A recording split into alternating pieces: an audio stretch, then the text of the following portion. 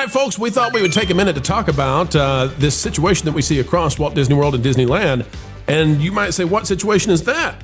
Well, the fact that apparently Disney is not interested in having a whole lot of attractions open at Disney World versus Disneyland. Vash, you've been spending a lot of time at Disneyland lately, and you've been to Disney World. Vash, what do you think about this idea that, if you go, for example, and I'll show this on the screen real quick. If you go to, let's say, Epcot, how many rides are there right now? 1, 2, 3, 4, 5, although that's down. I'm not counting meet and greets, I'm sorry. 6, 7, 8, 9, 10, 11. There are 11 rides at Epcot open. Okay? Mm-hmm. Hollywood Studios, it's actually less. Animal Kingdom, it's a lot less. It fits on a single screen, okay? But if we were going to Disneyland itself, Vash, what is it, like 40 attractions? You got it packed full over at California Adventure as well. Vash, what's going on with this strategy where Disney refuses to build more attractions, maybe because they need longer lines? Walk us through how they have made Disney so sparse on purpose in Florida versus in California where there's plenty to do. Yeah, so it's a very interesting paradigm, right? Because like you said, Disneyland, there's so many attractions. There's literally attractions on top of other attractions. There's so many, bro. I try to tell people all the time. It's like, yeah, Mr. Joe's Wild Ride actually sits underneath Alice in Wonderland. They can't find enough space to pack in attractions, and yet Walt Disney World, yeah, you have a similar attraction count, but it's spread out amongst 4 parks. And it's like, why is this? Why is there such a differing thought process here? And really, it's because Disneyland, because so many people come within, annual pass holders come to Disneyland on an annual basis. Well, like I said this before, but 75% of the annual attendance for Disneyland comes within 250 miles of that resort. They make it on volume. It's all about getting as many people in there as possible. So in order to do that, you require capacity and you require draws in order to bring people in. That's where they spend money on merch and food. Versus Walt Disney World, if you can get them to stay longer, you end up making a lot more money. So to have longer lines and to spread your attractions out throughout your resort, that increases the number of days that people have to spend in order to see all those attractions. But it also encourages lightning lane sales and so forth, and other extra cost opportunities by which they can actually, generate more money. Again, if people stay longer, they're spending more on food, they're spending more on lodging, and that increases lightning lane participation there as well. So that's why you have the differing mentalities here. Well, Disney World used to work very similarly to Disneyland in that they wanted to provide as many attractions as possible. But unfortunately, as these regimes have shifted and as the mindset and philosophies of these resorts have shifted, there's the paradigm that is the outcome. Now, MJ, I was at Dollywood recently taking in their Christmas stuff to see how it compares to Disney and all that kind of thing. And when I was at Dollywood, I was watching in their new area, and I forget the name of the new area, but it's really lovely. And but there's the spinner ride, and the spinner ride looks like those swings, that spin you around, and that would be enough, to have swings, whatever. But this attraction, you get into what is, I guess, a swing, but it's also like this bird-looking vehicle, and you can move the bird's wings with your hands, and then it causes that bird to move in the spinner, and you can kind of surf with it. It's kind of an odd thing, but you can surf with this spinner ride. And I thought, wow, that is a cool idea. Who came up with this? The idea that you can, do tricks and all kinds of things on a spinner. Disney should have this at Disney World. You could put it in at the Chinese Pavilion in Epcot. And then I thought, oh no. No, you can't, because Disney execs for Disney World want long lines, and the only way that you achieve long lines is with fewer attractions.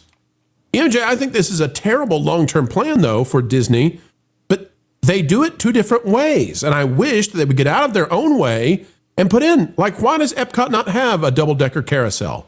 Why does Hollywood Studios not have some small attractions that can be just fun and fine for kids? Why do they not have these things? Talking about that yesterday. Me and my better half. He goes, if they did that, it's a people eater, and they wouldn't have the long lines, and they should have more family attractions that sit for people.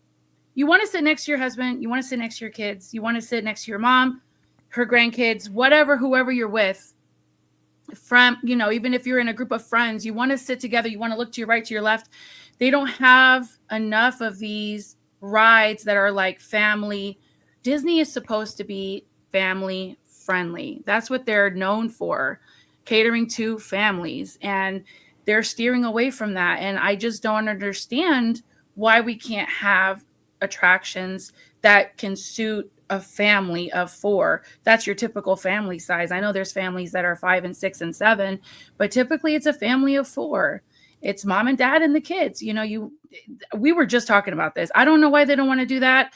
They really need to go back and stop putting the wrong people in charge and give the families. They're going to see an increase in their ratings on Disney Plus, in their parks. The attendance will go up if they just cater more to families and stop trying to be like, for example, I know there might be a lot of Tron fans, but that ride in the Magic Kingdom, come on, is that really like a family friendly ride? Is that necessary? That's not Disney. That's not what Disney's known for.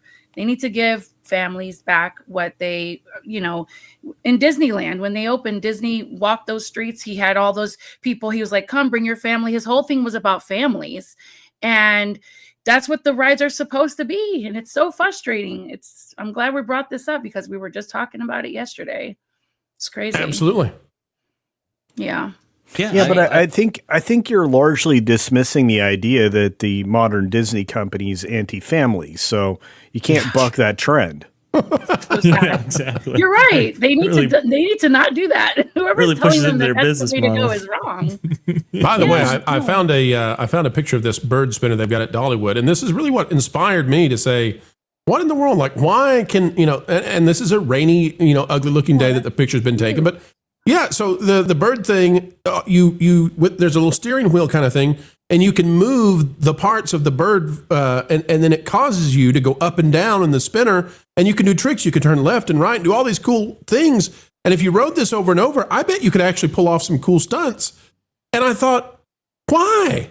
Why don't they have this at places like, at Epcot and Hollywood Studios and Animal Kingdom? My gosh, this would be great at Animal Kingdom. I was just going to say that. Yeah, Animal Kingdom. Yes. You put this in China, you could add the tails to a dragon and it would be amazing. Well, and I thought, no, they can't do it. Get rid of the Campbell bologna sausage and put this outside Tiki Room. That's an interesting idea. I would love for that. Spits on you? No, I'm happy with the flying carpets to go away. And the weird out of place bongo drum weirdness. I mean, there's a lot of just like, who put this idea here? It's like, hey, we have this idea, we're gonna put it here because we don't have any other place to put it.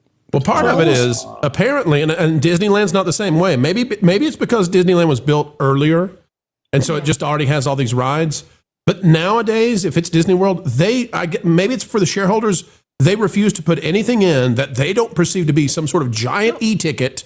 And even if it's like the little simple ride, like the Pandora ride with the, what's it called? I can't think of it right now. But they got to throw in a Flight of Passage. No, not that one. The other one. The Navi River Journey. Right. Boat ride of boredom. That is a Z-tier attraction, and Disney wasn't okay with it. They had to be like, okay, how do we get this up to E-tier status? Even though it's not. We could put in a $50 billion animatronic that will work half the time. Okay, let's do it. It's not even a recent phenomenon, though. At Disneyland Resort, they moved Heaven and Earth to get Mickey and Minnie's Runaway Railway in there, Star Wars Galaxy's Edge in there. They did the Avengers, two new Avengers attractions or whatever. We didn't lose anything for those. This is a phenomenon strictly at Walt Disney World. Go ahead, Culture.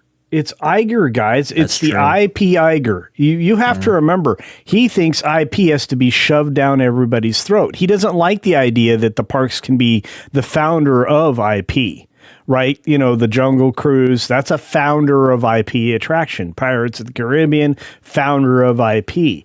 They capitalized on it later, but that was just a pirate adventure that Walt wanted to have in the parks. And there's all these other ideas that came out of the parks, including at Epcot. They had their own mascot that they got rid of, Duffy the Bear, who I love and, am kind of pissed off that they got rid of. He doesn't love you back, Culture. I'm sorry. I didn't want to break it to you live, but that bear doesn't love you. Also pointing out that getting rid of the bear was a really bad idea when Japan came in and made that its ultimate form. So It did. Marvin, you missed the bear. I do miss the bear. Yeah. You wish there was a bear spinner? it was unbearable.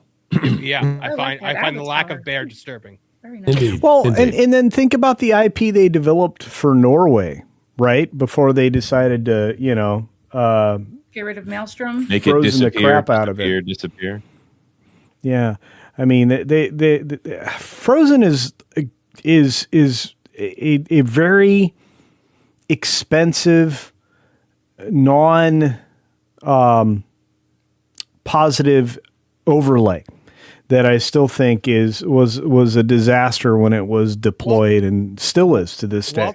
Walt Disney World needed a Frozen ride. There's no ifs, ands, or buts about that. Whether that was the right place or not is the conversation. But it definitely, with how big Frozen was and the phenomenon that it was, Walt Disney World needed something Frozen. Unfortunately, And he's it right, was, yeah. I think you're right, but I also think that's one of Disney's biggest disasters, and it outlined the fact that they had already broken the flywheel all the way back then, because they Frozen had was one of Disney's zero. biggest disasters. Yeah, they had zero Bupkis merchandise ready for Frozen. They were not prepared for the success of Frozen at all. Same thing Nor with it. exactly, nor did they have anything in development, including an attraction that you mentioned was needed, that they should have had if they really were investing in Pixar the way they'd been claiming, or any kind of digital animation. So To be fair to Disney, they were preparing for a Tiana's Bayou, what is it, Princess and the Frog type merchandise sellout right there. So they just could not anticipate. Got to get that okra and that gumbo ready. People just can't wait to go to Disney World for fried okra and gumbo. By the way, folks, what are we telling you right now? Hey, Disney, fix your faults over at Walt Disney World and get more attractions in there. We don't care about your lightning lane. I know you want people to spend, but there's a different way to win, and that is by giving the folks what they want. They want to do stuff inside your parks. It's a shame that places like Animal Kingdom have less than 10 attractions. It's crazy. They're spending too much money for that kind of return on their fun time investment. Thanks for watching That Park Plays News. For more information, consider checking out www.thatparkplace.com.